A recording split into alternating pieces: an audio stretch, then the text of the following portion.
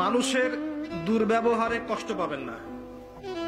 যখন কাছের মানুষরা আপনাকে কষ্ট দিবে, এবং কাছের মানুষ কষ্ট আপনাকে দিবেই, কাছের মানুষরা আপনাকে বেশি কষ্ট দিবে জীবনে, তখন আপনি কষ্ট পাবেন না যদি আল্লাহর জন্য ওদেরকে ভালোবাসেন, যে আমি তো আল্লাহর জন্য এই কাজগুলো করছি, তারা শুকরিয়া আদায় করলেই বাকি আর না করলেই বাকি, তখন আপনি কষ্ট পাবেন না। দুইজন ব্যক্তি যারা আল্লাহর জন্য পরস্পরকে মহব্বত করে, এই দুইজন মানুষকে আল্লাহ পাক আরশের ছায়া ছায়া দিবেন। পারা যাবে ইনশাআল্লাহ? আপনি কোন আল্লাহকে ভুলে গেছেন?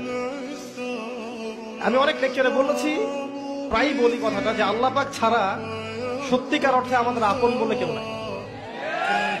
আমাদের উপরের মহলে, নিচের মহলে, পরিবারে, সমাজে, আত্মীয় স্বজন, স্ত্রী সন্তান অনেকে আছে, সত্যিকার অর্থে আল্লাহর মতো আপন আমাদের কেউ নাই। এরা সবাই যদি আমাদেরকে ফিরিয়ে দেয়, আল্লাহ পাক আমাদেরকে ফেরাবেন না। তো সেই আল্লাহকে আপন করে নেন, ইনশাল্লাহ পরকালে নাজাত পেয়ে যাবেন, দুনিয়াতেও সুখে থাকবেন। দেখবেন সবাই আপনাকে ছেড়ে চলে গেছে ঠিকই, আপনার মনে